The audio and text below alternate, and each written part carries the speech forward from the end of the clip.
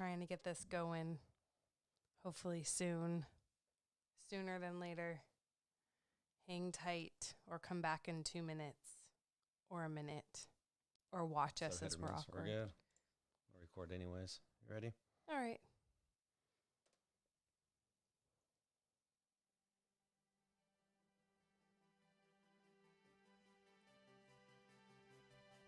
Hey everyone, I'm Eric. This is my wife Julie. We are Blended Life, and welcome to tonight's podcast. It's a rough go. Always a rough go. Always. YouTube is just always issue after issue. It's finicky. It's constant. I mean, I did the exact same thing we did a second ago and decided to publish. So if you're watching with us live, you are lucky because it almost didn't happen live. Oh, we are live. Hey, we're live. I didn't know we were going to do that. I heard we suck live. Whatever. It's a great album. No effects, if anyone knows. So, tonight's topics are... everything. No, we're going to talk about helping your kids or your stepkids through grief. We're going to talk about dealing with kids that are manipulative when you're trying to date or get engaged and trying to figure out how to navigate that in a new relationship for marriage. We're going to talk about how to handle disrespect between a bio mom and a stepmom. Mm-hmm. And also how to handle disrespect and lying of your stepkids in your home. Okay. Just a lot of it's all about, I guess, the kids. Whose kids? Whose kids is it about? I mean, if you didn't have kids and exes, your marriage would be perfect. Yeah. It wouldn't be a blended family. It wouldn't be a blended family. Yeah. And we'd be having very different discussions. What would we talk about? I don't know. I don't know. Life would be different. Yeah. So I hope you guys are all doing good as you're listening to this podcast. Our home has had a wild week. We are knee deep in this distance learning thing, and it's completely changed our household dynamic on so many levels. It's been hard because everyone's home all the time. And while that was fine when everybody could go do what they wanted when they wanted, now everyone is like stationed, hunkered down in home. And it's a little bit different. So, our hearts go out to all. That's a good word for it. Different. All the parents and kids, because kids don't enjoy this either. I feel like parents are bitching and moaning, rightfully so, but this is really hard on kids. None of our kids are loving this.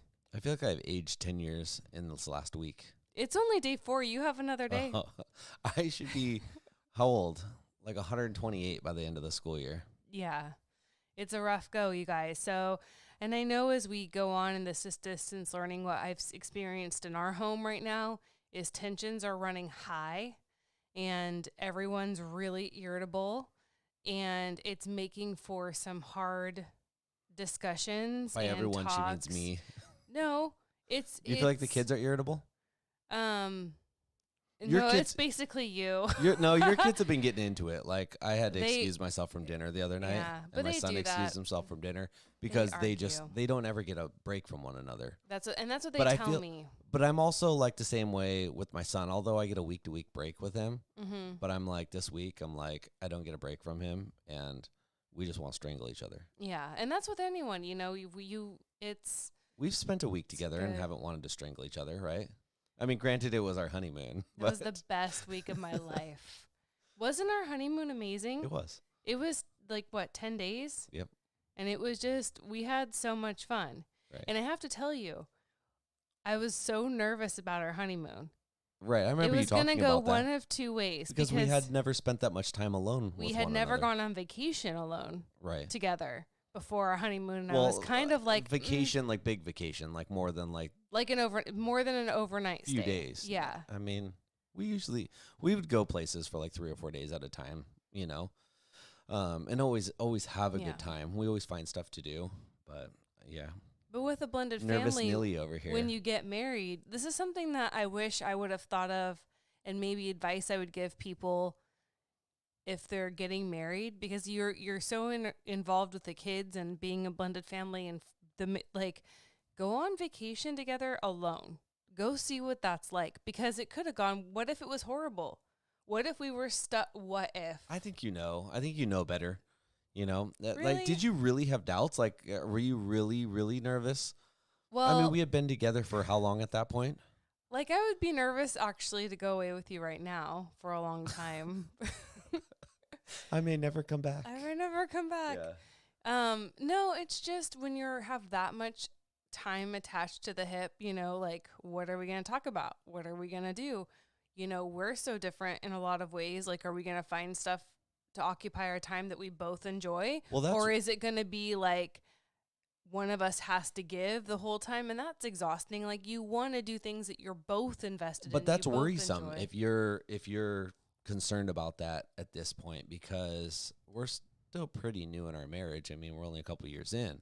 But Well, we've if been you're together worried, 7 years. yeah, but if you're worried about it at this point, I mean, what's 10 years from now going to bring? I know. So you better get to working. I talked to my friends about this. Because I'm not nervous about it. They're but not you worried. are. So. Well, the reason I'm nervous about it is because when we have a day to ourselves with no kids, we don't hang out with each other. Sometimes we do, but we're like, exhausted. I'm bored, because and you don't want to hang out with me. someone wants to sit on the couch and watch. What do you want to do?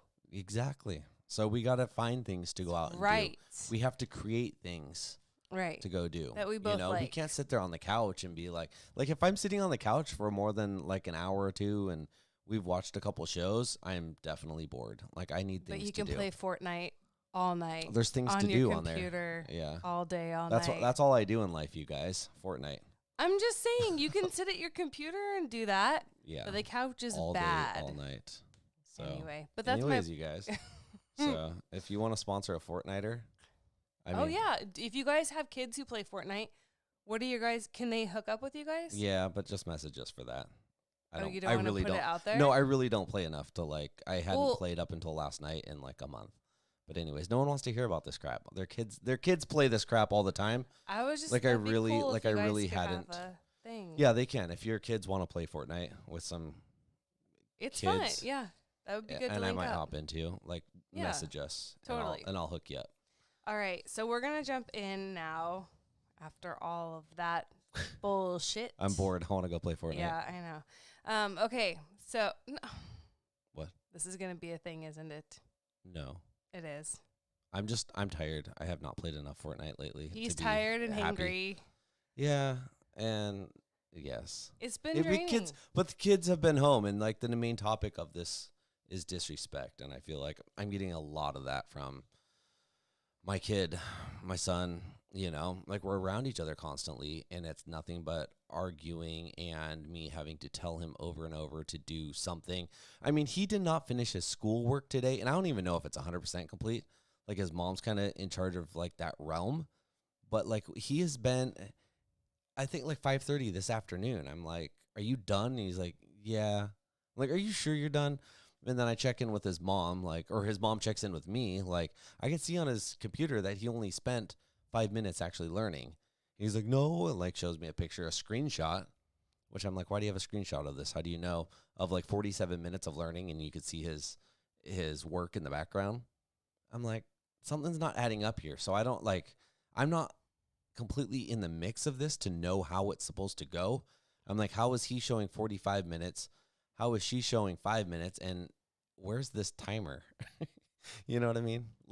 It probably records as he's logged on to each thing. Mm-hmm. I'm sure the program sure it does. Records. Yes, I'm sure it does. They have to track it I've somehow. taken courses before, out at the power plant. That's it'll tell you exactly how long it took you to go through it, how many, blah, blah, blah. But it's just this whole distant learning thing, kind of going back to last week's topic real quick, is just so frustrating to me. It's so frustrating that it's truly not organized. I mean, if they knew that they were going to come into this and they had all summer to go into this, we got to the point to where, I mean, we're getting emails about stuff that are not even related to school. And I'm not going to go in what they are, but they're things that should be government ran programs, but they're coming through in our school systems, and it has nothing to do with their school, and our schools still aren't organized yet.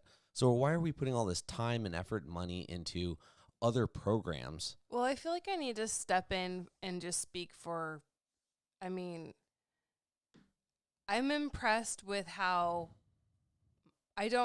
my son does high school on his own. I don't know about that. Because he's just a straight A, does it, whatever. But I have been sitting with my daughter, and, you know, we've been working a lot one-on-one on math because she's like a little bit behind. She's having trouble with like division and fractions. And I think a lot of that is because they didn't finish. She was in 4th grade last year. And well, March came, school shut down, and they weren't allowed to introduce anything new to these students for the rest of the year. So they didn't even really finish out 4th grade with all the learning, you know, boxes they had to check for various subjects. So I'm sitting here with her, and it is 5th grade now. And the math they're doing, I guess this is technically the first So are real they bringing them up to speed?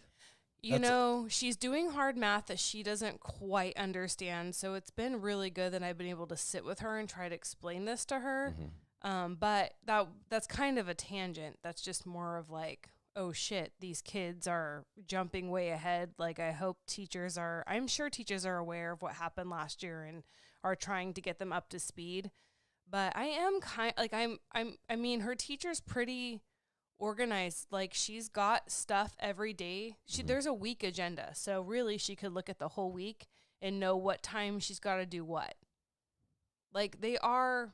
Okay. It's better than I thought it was going to be. Okay. Yeah. At the beginning they didn't have this. Yeah. So each day, and her teacher is really, got the kids on track. And I feel like, it's not as horrible as I thought for her it was going to be. I don't know, because you're not public school with your son, you're homeschool, and that's different. And they're very organized, but I think a kid has to take initiative. Self-starter. They have, and he is, if it's something he wants to do, or he's interested in, which I totally get. I was the same kid, like if you're like, do your work, I'm like, eh. But there's no structure. There is, but I don't understand the structure. Like, there's so no when he's schedule. No, it can be done whenever. However, he just needs to do a certain amount of time. That's really hard for kids, don't everything. you feel? It's really hard for parents because I have stuff I've got to do. I will put shit off all day long. Right. That's what I'm saying. Like I have stuff I have to do. So, when I have to leave and I'm like, hey, go do your work, have stuff done when I get home. And then I'm like, hey, how did everything go? And he's like, fine, I'm done. And then I get a text from his mom 20 minutes later. He's like, he hasn't done social studies. He hasn't done English. He hasn't done stuff in 2 days. I'm like, wait, what have you been doing? I've seen this open on your screen. So you're literally just sitting here all day doing nothing. Like, what a waste of time. Anyways, it's frustrating. Like, it's all to me, hard. I'm like, let's get this stuff rolling. Anyways. So we just, our hearts and thoughts and prayers are for Hearts, everyone farts, and coconuts. Who's dealing with.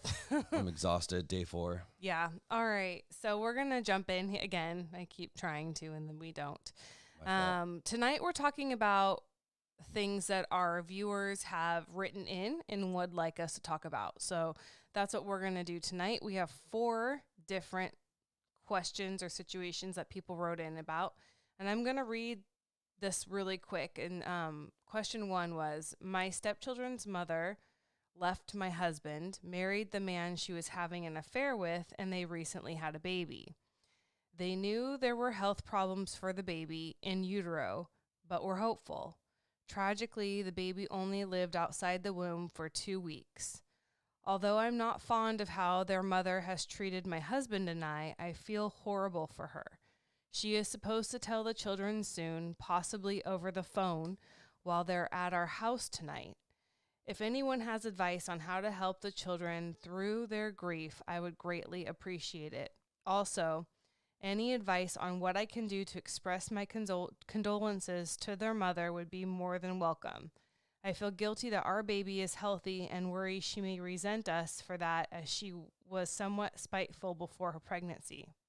I know I can't control her and will forever try to give her grace no matter how she treats us. We are Christians, so we do believe the baby is in heaven and no longer suffering. I wish I could take the pain from my stepchildren so they don't have to go through this. Thank you in advance. Horns are honking. Um, Did you hear any of that? I did. I was distracted by the horn honking. I know, so I'm I'm asking. like, come on, Are honky. you listening? I am.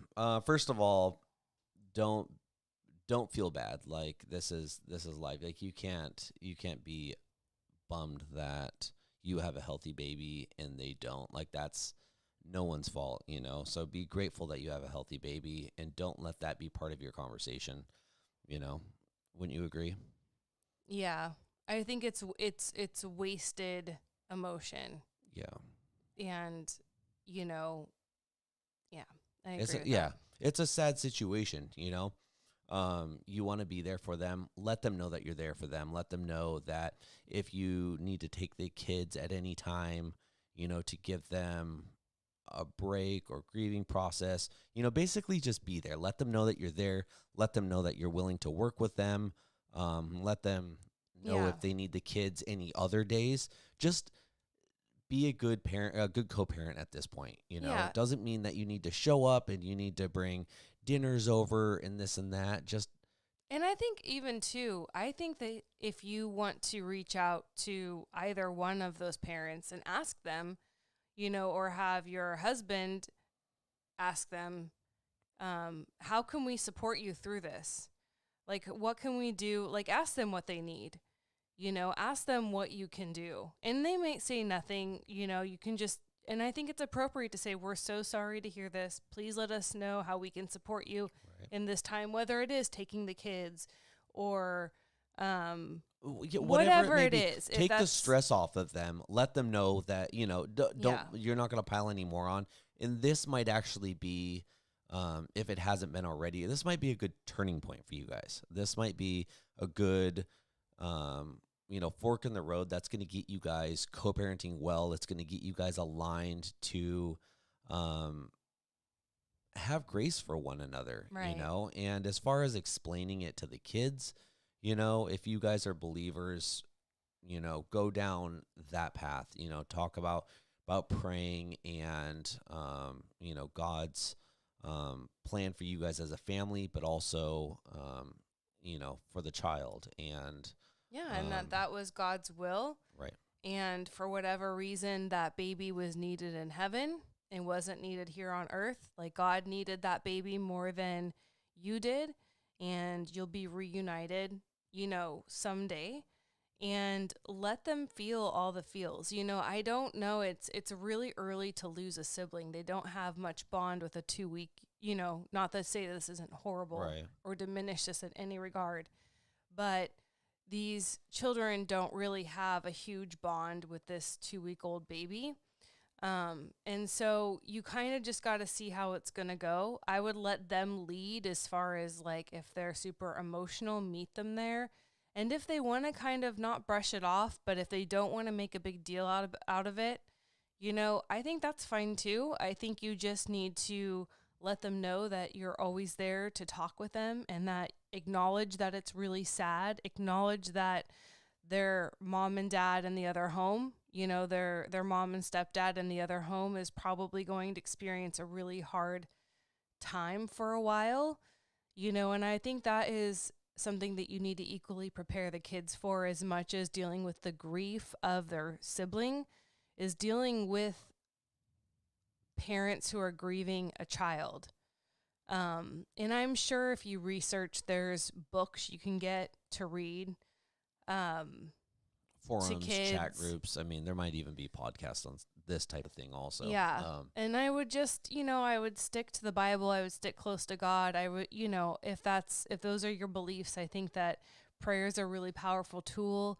So you guys could pray together as a family and invite your, you know, your stepchildren to pray. Like when things get hard, you know, why don't we sit down and pray together about that? You have, as a Christian, a lot of really good tools at your disposal to deal with really hard hitting life issues. And so, yeah, I honestly though, I think I'm thinking about this more and more as you talk about it. I think mm-hmm. this is your fork in the road though. I think this is your turning point to be there, show them that you're there. I mean, obviously you care enough. You care enough to come on here, you know, type to us about it and ask people for outreach on it. I mean, obviously you care. Let them know that you care. Let them know that you're there for them. But let this be the softening right here that allows you guys to co-parent and live better blended family lives. Yeah. So, Okay. On that note, what is it like, do you think, for parents to lose a child? oh, devastating. I could not imagine.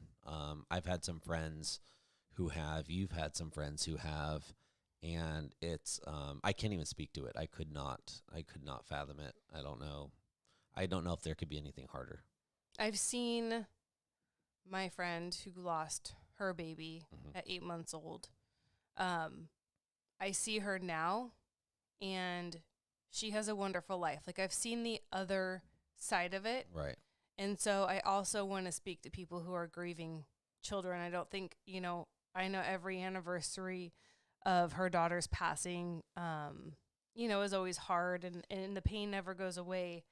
But I do know that there is light on the other side of that, and there is hope for a future. I mean, she's happily married, and living a really, really great life. So, and that's something to always keep in mind, that there is, even with divorce or death or, whatever life lessons being thrown at you at however old you are. And maybe you tell kids that too, you get through it. There's nobody who's lived to 90 years old and hasn't had to live through some sort of tragedy or disappointment or hardships. And so I always keep that in mind too, when I feel like I just want to give up, or I feel like I can't do something, or it's insurmountable. I'm like, so many people before me have made it through so much worse. This or worse, And I think that's probably one of the hardest things that that I could think of. I can't think of many things that'd be much harder, but if they can make it through this, you're going to be able to make it through anything. And we kind of talked about this a little bit with having to put one of the dogs to sleep, 2 years ago. And with the kids being able to go through this process, it's almost a baby step, having them deal with it. You're not hiding it from them. You're letting them deal with their emotions. It's part of life, and it all has meaning to it. But getting kids to kind of figure it out, see it, work through their emotions, and not hide them, not run from them. We didn't go out and cover up the passing of one dog with another one immediately. We gave it a while, and we had talked about that first. It wasn't like, should we go get a new dog this week and, because then what happens is they just have this whole you're just distracting them from the grieving. pain. Yeah, you're distracting them from working through their issues with something shiny and new. Right. And that's one way to deal with it, but I it see just that buries happen. it a lot. I see that happen a lot with people in divorce also, though. People get divorced and they immediately jump on, like you said, to the next shiny and new thing. Or before they're divorced. Right. Who can relate? But it's one of those things that you never fully grieve and you never fully go through the process. And then, they jump into this next marriage, and now all of a sudden 2, 3, 4, 10 years down the road, whatever, they haven't dealt with all this past stuff, and they just jumped into this new relationship and marriage and never dealt with anything. And now they just have a slew of things that they need to deal with. Well, that's right. And if you're getting in a relationship with a broken person, you can't have a whole relationship with a broken individual. So if you're dating someone who's broken in any way and hasn't... You're partially my wife. Just kidding. No, but if you know someone has issues and hasn't dealt with them, date someone long enough to know that, first of all. And that they haven't dealt with the pain of, a loss or a divorce or whatever. What ends up happening is you're dating a broken person, and you want this whole relationship, right? You want this relationship that's going to be just deep and spiritual and special and all these things, but a broken person can't give that to you. It's kind of unrealistic. And so it is super important that you take your time before entering in a relationship, and take your time before getting married, and know who you're getting in bed with, because... No pun intended. Yeah, it matters. Or was that a pun? It was not a pun. Oh. Another thing I want to bring up, because she was saying that they're Christian and grief and stuff, and I think something that is a good life lesson for kids and these children especially, and is, we are taught that God doesn't give you anything you can't handle. Right. And so you must be pretty strong for God to give you this because he knows you can handle it. And another child and other children may not be able to handle it, but he knows you're strong enough to take this on. And that's pretty cool. Not cool, you know what I'm trying to say. Like, try to make these kids feel, like, empower them to push through. Right. I it's guess special. is It's a special thing is what you're trying to say. yeah, like God knows that they're strong enough. And I think that is something that, I mean, you tell anybody as they're going through hardships, right? That as a believer, that you're not given anything that you can't handle. And sometimes you don't like that because you're like, most of the time. Yeah, you don't feel strong enough. Mm-hmm. But you do make it to the other side. And you always do come out stronger. You do. Yeah, you do. Were you going to say doo-doo again? It's one of your words. Anyways. I don't say doo-doo. You do all the time. Chandler Bing says doo-doo. Yeah. Did you remember that episode? Who named that guy? Oh my gosh. All right. Situation number 2. They say, "Hi, I just discovered your podcast. Great, by the way. So have all Thank these other you. people. No one cares." My situation is my hubby and I have 2 kids each from other people. His are 19 and 21, both girls. Mine are 14 and 16, both boys. They're fun ages. One of the girls lives with me. The problem is his girls have had major drama and disrespect to their father and then to me. 4 major outburst yelling matches in our home. I asked them to leave and they would not. They have their own cars, boyfriends, places to go. Then for a few months, they calm down and few things come up. One common thread is lying to their father. We had a new family rule list we spoke to everyone about, to all the kids. Basic standards, nothing too crazy. We forgot to talk about consequences, though, so we started couples therapy and we came up with those. I have a lot of resentment with his girls because of things said, manipulation, and how they're being raised and in how they're entitled. My boys are not perfect. They do the normal leaving lights on, slamming doors, and leaving goldfish bags on the game room floor. That sort of normal kid stuff. I address it right away. And being in this drama, I've had to follow through with kids. Oh, I've seen how follow through with kids is so important. When I'm addressing my husband and we talk about these major dramas with his girls, he brings up my kids leaving food in the game room, apples to oranges. This is just a tough go, I must say. I have boundaries in place and that have been crossed. Just in the last month,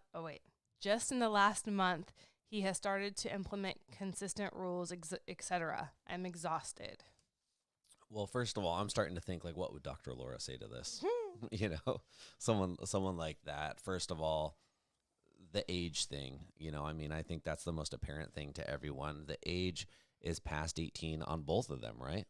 The girls that she's talking about, they are both 19 and 21. Right. So that right there is like, you can kind of draw the line in the sand. Be like, look, you're lucky to be staying here, my way or the highway, our rules, or go out and get your own rules. And I think a big reason why this is happening and why you see them behaving this way is because they do feel that sense of freedom. They do feel that now they're over 18. They can go stay with their boyfriends. They have their own cars. They can go leave.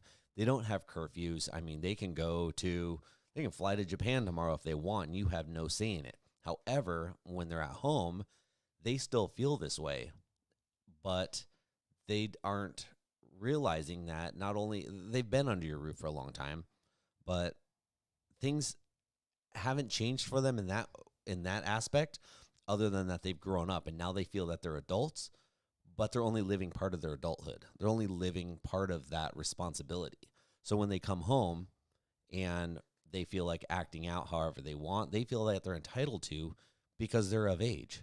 They can act however they want. They're adults. Mm-hmm. But what they're not understanding, or what isn't there, is the adult consequence for things. You know, it's like if you're going to act this way and you're not going to be respectful in our household, you need to draw that line in the sand and you guys need to get out.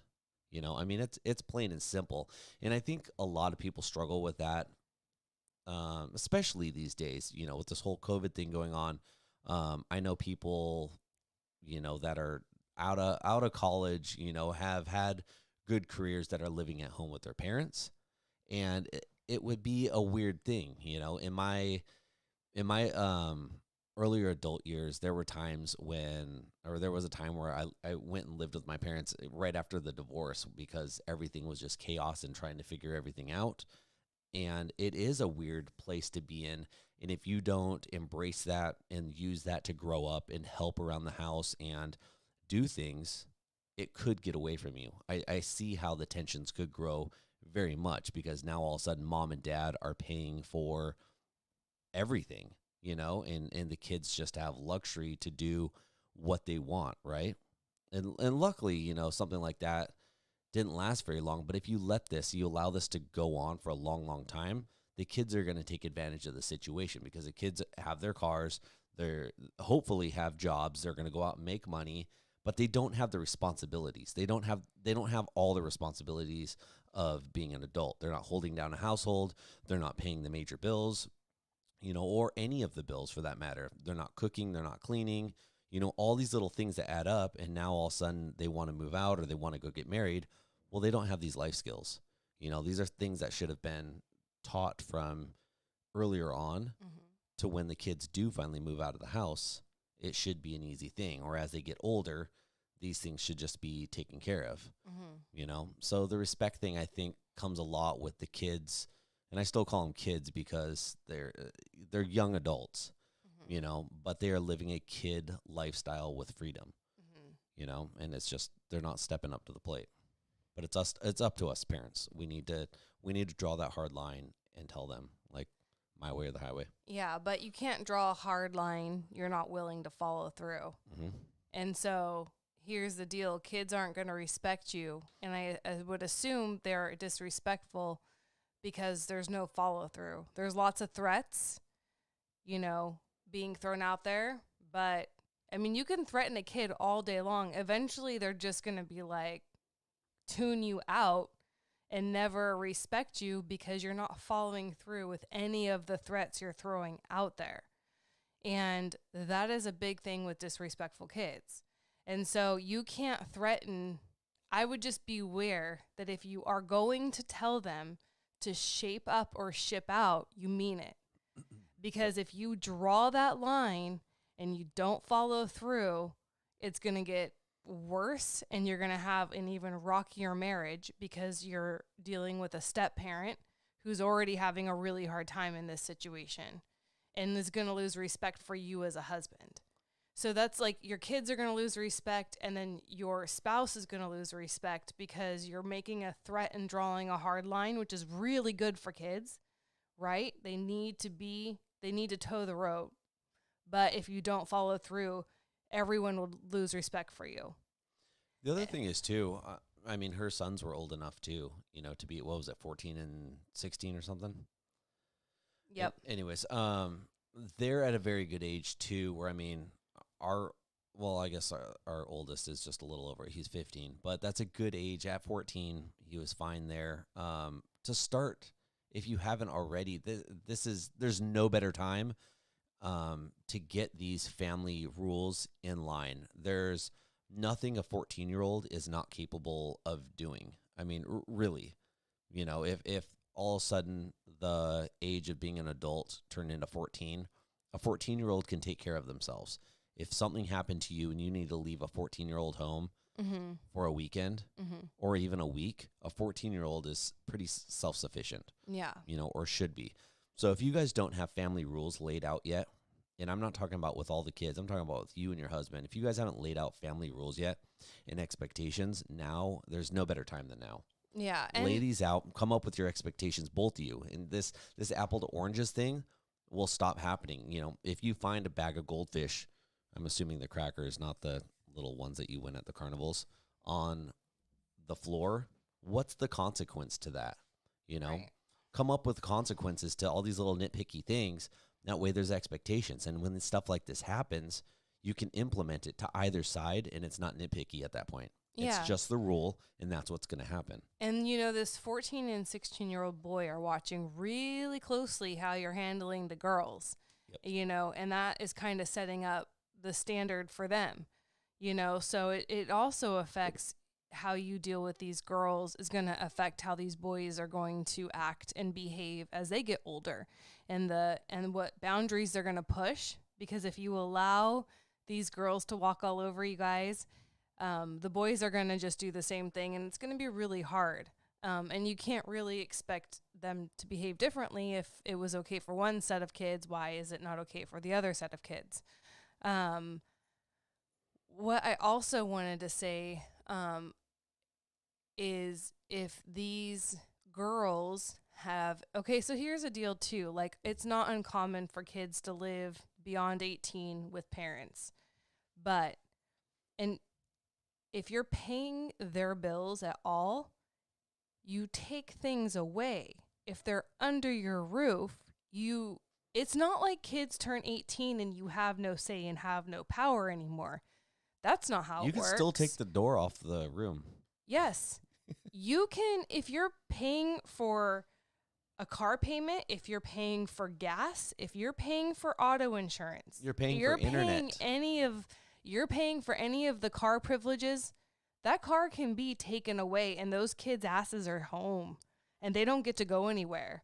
18, 21, 19. If you're paying a cell phone bill, you can take the cell phone away.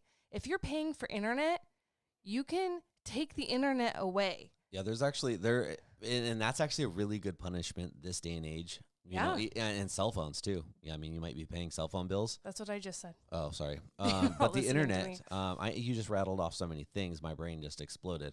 Like the internet, for instance, if you go with like a company like Ubiquity for your router, you can actually, like, we have an app on our phone that if one of the kids is misbehaving, I can turn off their internet access and allow everyone to continue to use theirs. But you don't do it. I can turn off devices individually. I always forget about it, but I probably should.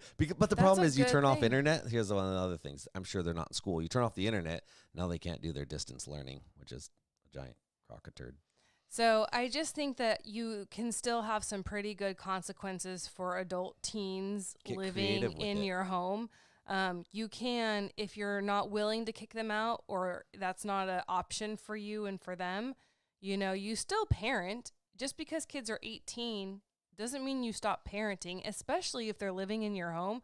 Kids don't have a say when they're living under your roof. And here's the other I always tell my son that. We have this talk a lot. I'm like, when you move out, your life, like, you do what you want. You pay your bills. You can do what and drink what you want and eat what you want. You can get creative too. I mean, if they're home and you're making all the meals and you're feeding all the meals, maybe just start making meals for 2 or meals for 4 or meals for 5, depending on how the situation is. Them fend it's for not themselves. it's not your responsibility anymore to feed them. You're not going to get in trouble for not feeding them. You want to order pizza that night and you're like, these brat holes are being so disrespectful. Maybe you order just a small or just a medium that you eat. Or, you know what I mean? Like, you can totally get creative with it. Yeah. It might feel a little spiteful, but it'll feel good when you're just sitting there eating your pizza all alone. And you're like, well, you shouldn't have called me that last night. Yeah. I thought you didn't need me. Don't say it like that, because then that's just poking the bear. Yeah, don't instigate. But you know what I mean? Have fun with it. And this is interesting, too, because this is a stepmom writing in. And it's hard when you're a step parent and you're kind of like out of it, but you live with it. Like, you have to hear all the arguing, you have to hear all the things, but you can't really take control of the situation because parent is present. And so I'm interested to know if her husband, the bio dad, is like cool with this disrespect, because also if you engage in disrespect with your child and you get into like child's disrespectful, parents disrespectful back. I mean, and if he's engaging in disrespectful behavior back to his daughters, that is being taught by how he's acting, and he's reinforcing that negative behavior. And I think parents don't really understand that. Like when your kids are acting out and they're being little shits and you want Rat holes. whatever, you know, you need to treat them still how you would want them to treat you. Like you can't. And that's a hard place to be sometimes. You can't be horrible to your kid and then expect your kid not to absorb that and put that back out there. Like you are teaching your kid how to fight, how to interact, how to talk to the other person.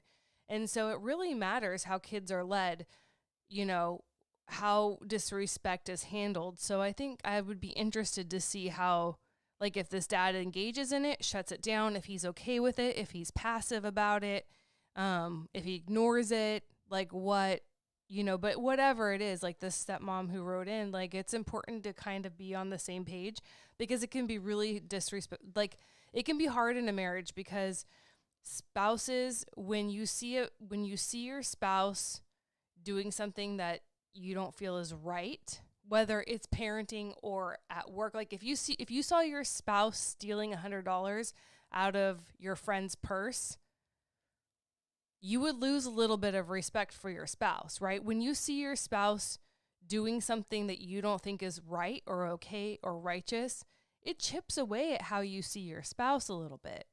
So I think that it doesn't, you know, parenting that is, I don't want to label it bad parenting, but parenting that is lax. Parenting that isn't good. I don't know. That but is not good parenting. It does affect how your spouse sees you and respects you. And so I think also if parents could be more mindful about that, you know, like obviously cheating's not okay. And we all get on the bandwagon that you can lose respect for your spouse if they cheat on you or they steal or they gamble or they lie it's or funny, they when cheat. you come but to relationships, bad parenting affects your marriage too. When it comes to relationships, like the ultimate like worst thing you can do is cheat on someone, you know, versus like being a human being, the ultimate bad thing you can do is like murder someone. You know, it's funny how there's like these ultimate bad things that you can do, you know, but it's like, well, as long as I didn't do that, I'm fine, you know. But there's so much more that goes down the line. So if you guys can get on the same team, and when it comes to parenting these kids, you guys parent them as a team, it's going to go so much smoother. You know, when you lay down the law that your partner is going to have your back. And you guys kind of have a game plan for this, which sounds like really what you guys need. You need to have a game plan. You need to have rules and regulations and put them into effect, and everyone in the house follows these. And I think as soon as that happens, it's just going to be easy because you're going to be able to hand out tickets, like speeding tickets. Well, you know, turn off the internet, it's kind of order easy, your own pizza. But you know, enforcing things is hard. It's different. It's hard to enforce things. It's hard to draw and sometimes lines you get sucked and follow into it. through. Mm-hmm. It's hard to follow through. I mean, in our home, I could count on there's things are threatened in our home 1,000,000 times a day, across the board, all of us. It never gets followed through. I wouldn't say never. 90% of the time, it doesn't get followed through, and so then there's this cycle that there's behavior patterns that just never change because there's never any follow through. And so it's hard. Like, I just want to acknowledge that, yes, we can sit here and say, you know, have rules, have consequences. And I'm all about structure. I love structure, but follow through is difficult. It's hard, you know, it's hard cause you say something and you're so angry that you put this like threat out there. And then, I think people need to think before they put threats, because if you're not going to follow through, just don't even say anything. Right. Like, let your kid behave however they're going to behave, because that's better than putting a threat out there and not following through. And now your kid just doesn't respect you at all. You know? So I want to acknowledge that follow through is a really hard beast. Before we move on from this question though, something else that she had mentioned is, you know, when they're talking about disrespect of his girls, mm-hmm. he brings it back to, and we do this, in our blended family, we deal with this so much, and our conversations go sideways, and Eric and I get in fights and arguments because one of us will bring up something about the other's kid that's bugging us, And immediately it gets tit for tat. Well, your kid does this. Oh, yeah? Well, your kid does this. Will you do this? Will you do this? You know, and it's like nobody can just stay on topic. And that's really, like, that's something that we really struggle with in our marriage and in our blended family. And so, you know, the answer to how to fix this is to keep it on topic. You know, if you have an issue with a kid, piggybacking off of a concern that's being brought up is not appropriate or helpful. It won't get you anywhere. You know, that's what I often think about. I'm like, well, if you had this problem, why didn't you bring it to my attention? Like, why are you bringing it to my attention when I'm coming to you about something? Like, talk to me later about it.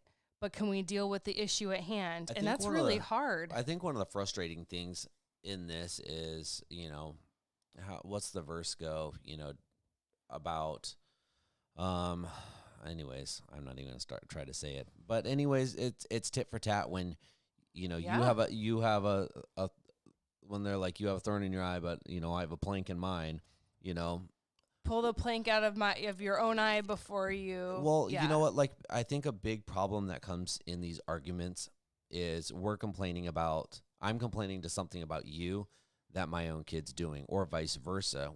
And that's how it gets brought up. It's like, wait, we're talking, you know, your kid's doing the exact same thing that mine was doing the other day.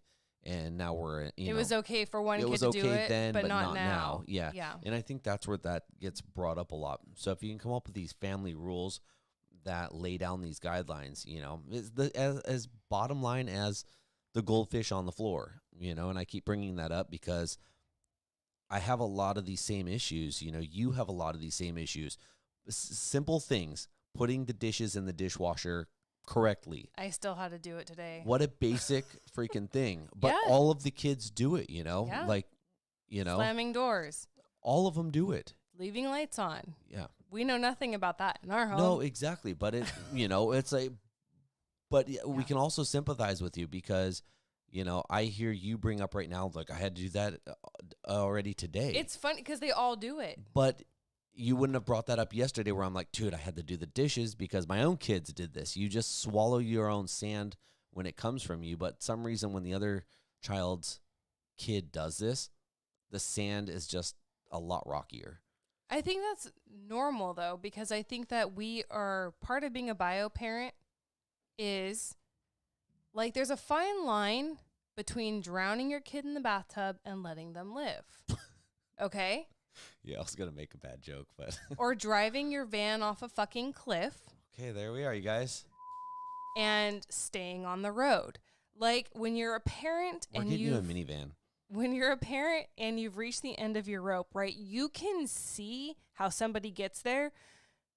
You could see how parents could snap and freak the fuck out. Which is crazy though, because you don't. Let me finish my point real quick. But you don't. And I think that is something when you have biological kids or kids that you've raised since birth and, you know, it's you have like this natural, like your own kid's shit doesn't stink, but changing somebody else's kid's poopy diaper would probably make you vomit. You know, like I got so immune to my own kids' diapers, right? I'm just changing them like it's nothing. If I had to change my friend's kid's diaper, it's fucking gross. Like there's that thing that lives in you where you're desensitized a little bit from the ick with your own kids. And I don't think it's bad or wrong. I think it's just natural, you know? And so things get highlighted when it's not your kid because you don't have that, you know, especially if you were brought into kids, like some blended families are blending with teenagers. Yeah. But some blend from a younger age where I think that it should get a little more natural. I mean, it might not ever be normal.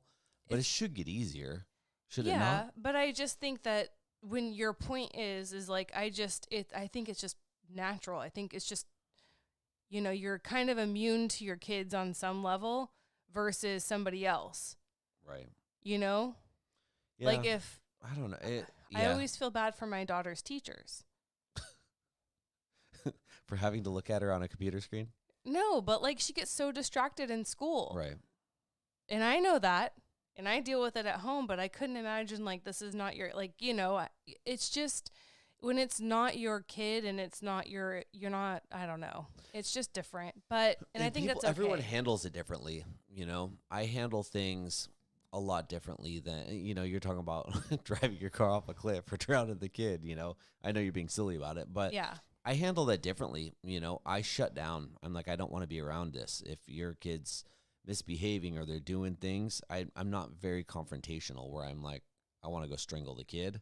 I'm like, I just want to stay away from it. Like, I don't even want to deal with this, I dealt with a situation like that this weekend where I could have been confrontational about it. What? Yeah, just... This is news to me. It's not even a big deal, but, rather than doing anything about it, I'm just like, I'm going to ignore the kid and go on with my business. It just, unless there's like harm or it's extremely detrimental, if there's annoying things, I just tend to just be like, you know what, like, you're going to figure it out one day, like, good luck. So good luck. Yeah, this wasn't in our household. Oh, but anyways, yeah, it wasn't one of my stepkids that I was dealing with. Like, you didn't see them this weekend. That's why I'm asking. I'm like, I didn't even see you this weekend. I don't see the kids on the normal weekdays either. They're the in weekend, you guys are gone. Oh, yeah, that's right. So, anywho, well, I learned so much during our podcast about my husband and his life. My life. And his life. All right. So we're going to roll right into the third. And I didn't print out what this person wrote because it was just really, really long. And I feel like we can just talk about this subject and it'll be fine. But again, dealing with manipulative teenage kids and dating and then getting engaged. How to navigate those muddy waters and still have the life you want. So basically, the bio mom wrote in, and this her 2 daughters, and all the kids are older, all older teens as well. They all live in the house? Well, they're not. They live with her. Okay. But they don't live together. They're just dating. Oh, okay. So they're dating. And they live a couple hours apart, I think, and they have kids, and they're all, like, I think they have 2 years left till all kids are done with high school. Okay. So they're being super responsible, and I love this because they're just dating and they have older kids. So they have already agreed that they are going to not move kids out of schools or homes until the kids are graduated because they're so old now. So old. But there's only 2 years left. Yeah, no, that's good. Like, so you kind of have fun with it while you can, like, it's probably still something to look forward to. And fuck yeah, you get to not have kids in one household altogether. Like, they're going to start their marriage out with all the kids grown. Yeah. They're going to be able to, like, buy a home together and start their lives out and not have any kids living in the home full time. Can we do a redo? But so here's the deal though. So that's their kind of situation. I think it's so responsible. And I just wanted to mention that they are just going to keep dating and living separately until these kids for 2 years. And they both agree on it. And that's awesome. But her 2 girls, she acknowledges, are very manipulative and she's allowed it. So she's like, I know that they're a problem and I've allowed it because they've always dictated my life.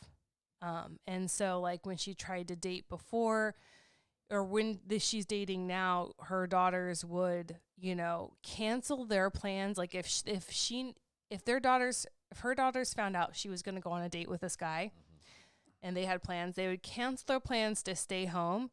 And then she would be like, oh, you guys are home. I guess I should stay home and cancel her plans for the date. They're totally working the system. Right. So she recognizes it and sees it. Here's what you do.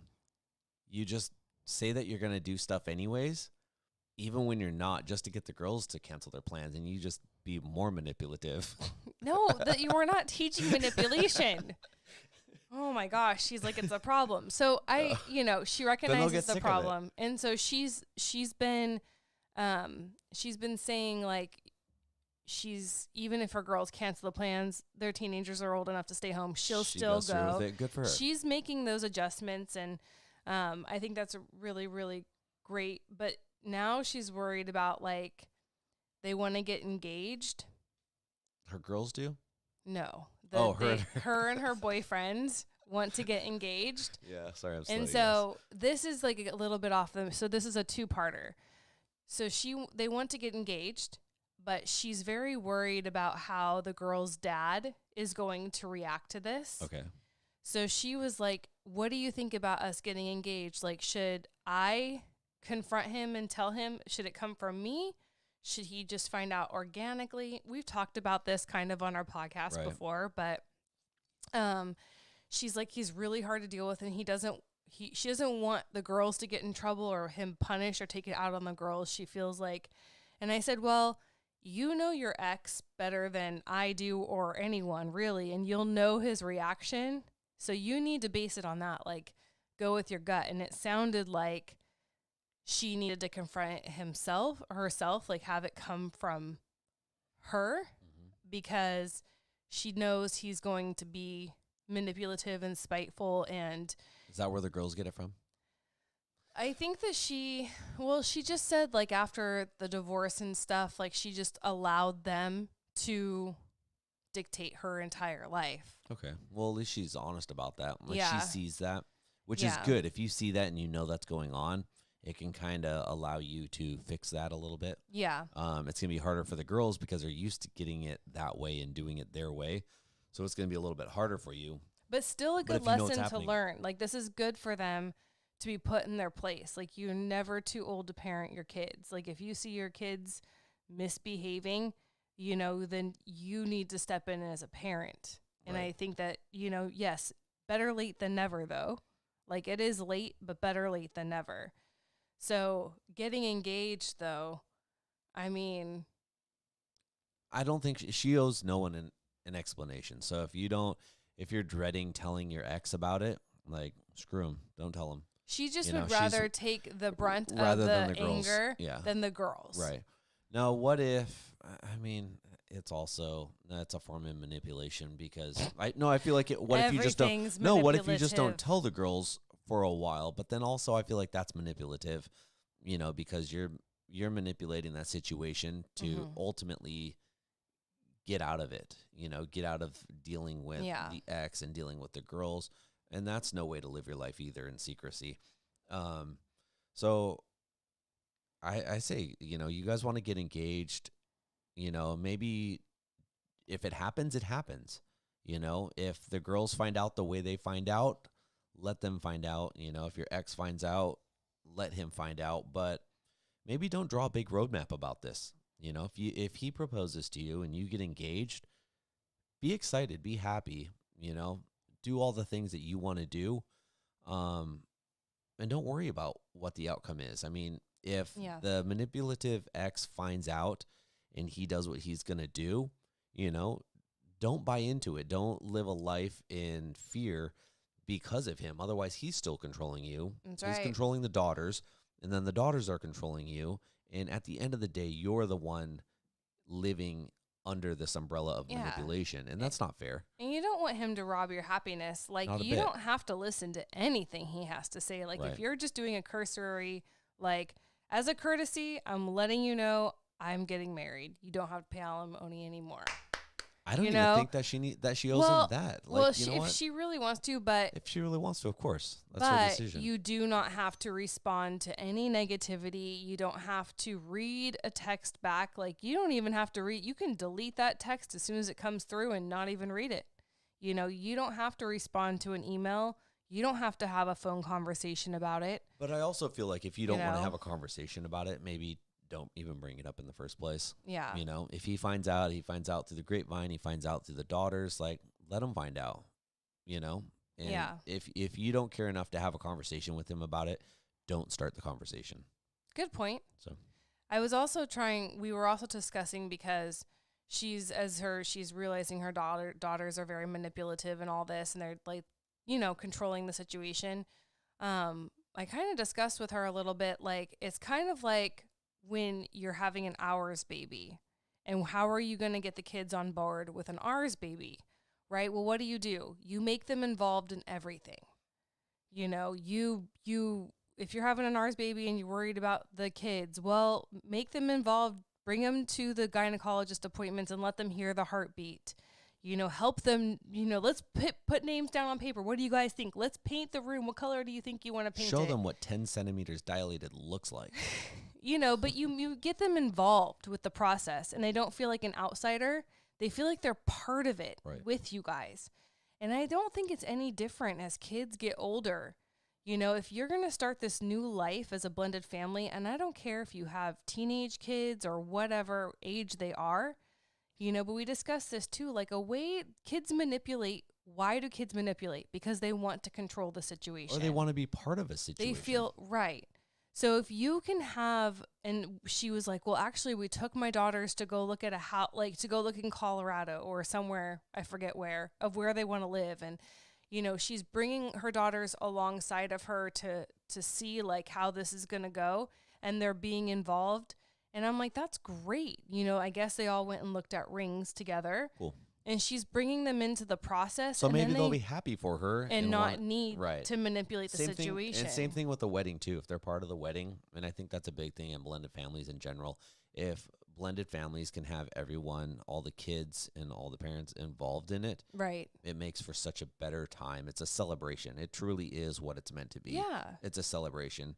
And even though it's uniting two people together, you're really, it's an unconventional way of doing it. You're really uniting all these people together, all these kids, so turning a wedding into a celebration for the entire family is just such a great way of doing things. So if you guys want any ideas on that, write into Julie or myself, and we can help you guys come up with tons of fun ideas. So we have one more? We have one more. You're really running us on time tonight. I'm sorry. Look at us go, you guys. Okay, here we go. Last one. All right. So this person says, I have recently started listening to your podcast on the way to and from work, and I love it. Thank you. I feel like we need to stop reading that part. Do we? I made fun of the last one. Not the person writing in, but the fact that we were reading it out loud. I'm just reading what I printed. Sorry. I just printed the whole thing. Sorry. Okay, I won't read the compliments. But they're nice. I'll just do this. I need that. I need a gold star. If you guys can mail me a gold star, I'm just kidding. On the back. Whatever. Gold stars this big. Everyone knows men's egos like to be stroked. That's not my ego. Do they make gold pasty stars? Okay. Would it be possible to talk about handling disrespect from the bio mom to the stepmom? Bio mom makes our son, my stepson, call me aunt at bio mom's house. Here he simply calls me and she says her name. Never stepmom or anything like that because it was never an issue. And that's how we do it in our house. Our kids call me, my stepkids call me Julie. Mm-hmm. Your stepkids call you Daddy. Not Daddy. Oh. But we call it, that's pretty normal. But we didn't set the standards for that. It was like, you guys call what you want to call. That's not true. No, it is? You do. You're very big on that. We've already talked about this. Let's read her issue. I don't do that. I'm not manipulative. Let's give him a gold star and a pat on the back, everyone, and give him a round of applause. Tit for tat, you guys. Tit for tat. Yes, it's okay for you to do it to me, but not for me to do it to you. Okay. Anyway, moving on. So she says, my 3 children call their stepdad his bio dad. Okay. Basically, they call each other normal things. It's never been an issue here. So bio mom is very nasty to me at drop-offs. I wouldn't even be involved in drop-offs except bio dad works later hours on Friday. Our son is here most days, with bio mom having him every other weekend. I also have 3 children here in the home full-time with me. Their father is a very inactive dad. There is so much drama coming from bio mom that I am unsure how to handle it and not sure how to speak with my boyfriend. Oh yeah, we aren't married. She definitely throws living in sin at us constantly about the situation, either because he ignores and continues on. So he ignores it, and her boyfriend ignores it. Okay. And doesn't really do anything about it. Yeah. Except at times when she disrespects his wishes, like drop-off time changes, etc. I just need help with not going crazy. I don't think my boyfriend quite understands because he doesn't have to deal with a bio dad on my half. I thought at first it was a jealousy thing because she had her son taken from her at one point, and my kids are a little older, and I've always been a single mom. I don't know. Please help. Whew. That's manipulation again. Well, here's the deal. So is that our topic tonight? Manipulation? I guess so now. Blended family manipulation. But I think one thing that is really hard with married couples and blended families is a lack of empathy. You know, I know Eric and I can't empathize. He can't empathize with me in my co-parenting or lack of situation, right? Because he co-parents really well. And so I get when she comes at her here like yeah, start patting. There you go. You only get half the pat. Oh. I get that she says like he doesn't really understand how hard it is for her because he doesn't have to deal with this on the other side of it. Like he just gets, you know, like, and that's a really hard place to be when you're in a relationship and you're struggling and your spouse cannot possibly empathize with what you're going through. And I think that is a really big struggle in blended family marriages in general.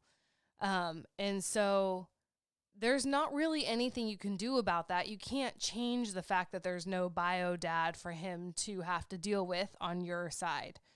So that's just kind of is what it is. Acknowledge it's really hard. Maybe have a conversation with him about that. Like, I understand you don't understand my struggle, but I'm here struggling. Help me. You know, I think that is those are conversations. What Jerry Maguire say? Help me, help you. But bio mom pick up and drop offs. I mean, if you're forced into that situation, I would just make it as benign as possible. Obviously, you know you can't change the bio mom. You can't change what she's going to have the kids refer to you as in her own home. And that's laugh just about kind it. of like just laugh what about it it. is. Don't if you don't have expectations and it's not bothering you, let it roll off, you know. Yeah, do better in your home. Know that you guys are doing examples. better in your home, and your home's different. And let that feed you like you're doing well in your home and you're doing the right thing in your home. So I think that is what your focus needs to be on. And yes, it's dumb and stupid and ridiculous that she's having them call you aunt. Also, you know, it's not unheard of for people not to take boyfriends and girlfriends seriously. I'm giving a shout out to Jada real quick. She's been listening to us for a few weeks now and says thank you for bringing up real subjects and making me think about real life circumstances. I thought we weren't allowed to read compliments. I just read one because you got to do 2 of them. So Jada, will you give us one more so I can read it and be even with her? I'm just kidding. Thanks, Thank you. Jada. Thanks, for tuning girl. in. But I think that it's not uncommon. Like, it's just kind of the shitty spot you're in as the girlfriend, the live-in girlfriend. It doesn't get that title, that position doesn't get a lot of respect. Same with boyfriends. It's no different. Why are you pointing at me? Well, you were a boyfriend at one point. So stupid. Never mind. Can we just finish this out? I was going to make mom jokes, but this person's really struggling with this, and you're making a mockery of her. No, not of pain. her. No, her situation. No, I think. So I just think you're just going to have to roll with the punches right now, you know? Yep. Because you are a girlfriend, a live-in girlfriend, and unfortunately for a lot of people, it doesn't demand respect, especially for a bio mom. That kind of just goes with the territory that you're living in. You know, maybe that'll change when you get married, you know, and you are officially a stepmom. But a lot of people don't consider boyfriends or girlfriends stepmom and stepdad. Usually, you need to be married to have that title. And I'm not saying that's right or wrong. I'm just saying that's like a social norm in blended families. And bio moms and bio dads have a hard time anyway when their exes are dating. You know, dating and having girlfriends and boyfriends is kind of fluid, right? If it was serious, it'd be called marriage. And so I don't think it's not unreasonable for people not to take boyfriends and girlfriends seriously. No one does in society, really. But this is also a very good time to get, like we were talking about earlier, get all of these rules set up in in effect now. Take the time now while you guys are dating, before you are husband and wife, and work out these little kinks now, because you have the knowledge to do it now. You're not trying to do this, you've been married for 10 years and you're trying to backtrack now because you have kids that are being manipulative and you have these exes that you're dealing with. Work out these little problems now. Make sure that it's going to work before you guys jump into holy matrimony with one another. I mean, can you deal with this crazy bio mom forever? Thanks, Jada. I don't know. Like, you really need to do some soul searching. Like, if this doesn't ever change, whether you get married or not, and she's just going to hate you and make your life miserable forever, can you live with that? Yeah, can you live with that? Can you brush it off? Are you above that? Like, put yourself above that. Can you learn to be above that? And can you set better examples in your own household? Yes, the kids have to go there and they do have to deal with that. I'm assuming 50% of the time. But when they're with you 50% of that time, show them a better example, lead by a better example. Don't buy into that, and don't waste your time on that, because if they're going over there and they're getting influenced like this 50% of the time, then they're coming to your house and you guys are talking about it the other 50% of the time. Well, that turns into 100% of the time that they're dealing with this garbage. And now that's what's shaping these kids, and that's what's forming them into be little brat holes. It's the word of the night. So don't let them become brat holes. Yeah, and if you're doing pickup, or if you're doing drop-offs and you're having to be around her, like, I don't know the situation, but for drop-offs, there's no interaction, and never really has been interaction at drop-offs or pickups between me and my ex. If Eric were to take my kids to their dad's house, there'd be no interaction. No, there would be no room for nasty anything, because I'll pull up. Yeah, nothing. Exactly. I'll pull up in front of the house. I'll let the kids get out, and I watch the kids, even though like we're in a great area, I watch the kids go to the doorstep and go in the house. I mean, like you would for anyone. You don't just drop your kid off at a friend's house to play and like, see ya, and you're out of there before they've made contact, right? Mm-hmm. So it's a responsible thing. I feel like you should do that with anyone. Yeah. So I don't know if so you say she's nasty to you at drop-offs. I'm just like, how does that look? Because there's not really need for interaction at drop-off or pickup if it's like a high conflict situation.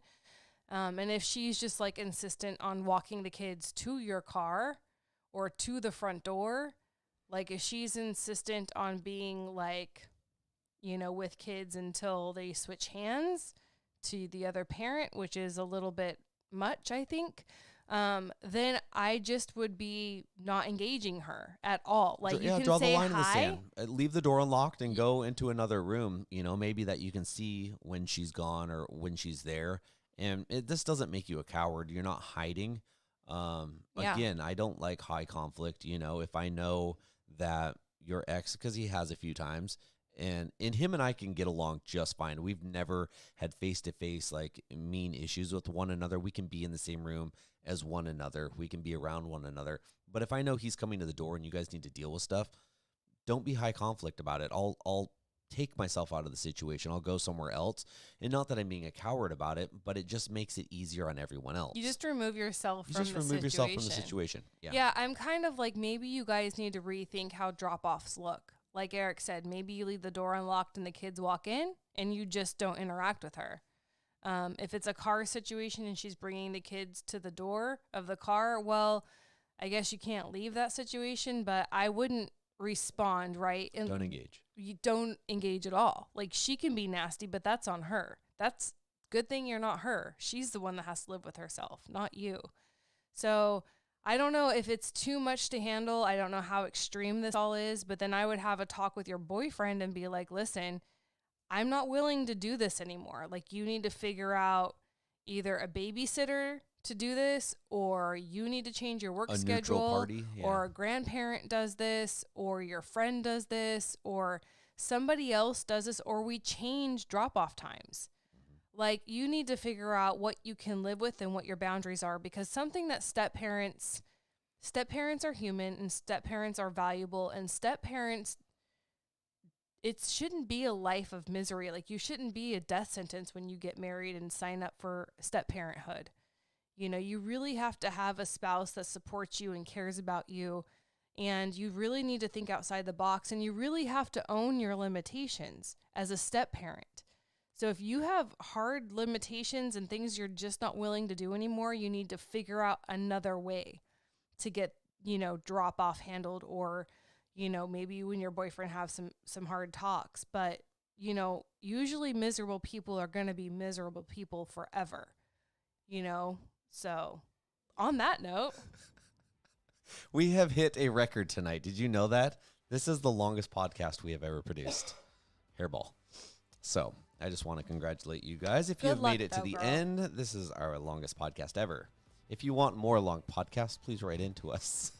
Find us on social media, you guys. We're on YouTube. We're on, obviously, if you guys are watching it, we're on all the podcast stations. We are on Instagram, Facebook.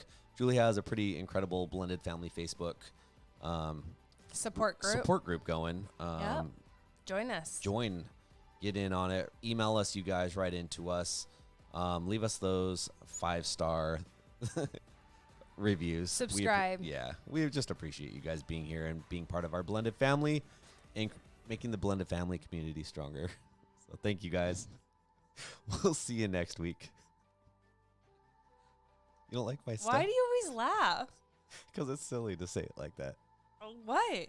Anyways, more pats, you guys. More pats. Pads? Pats.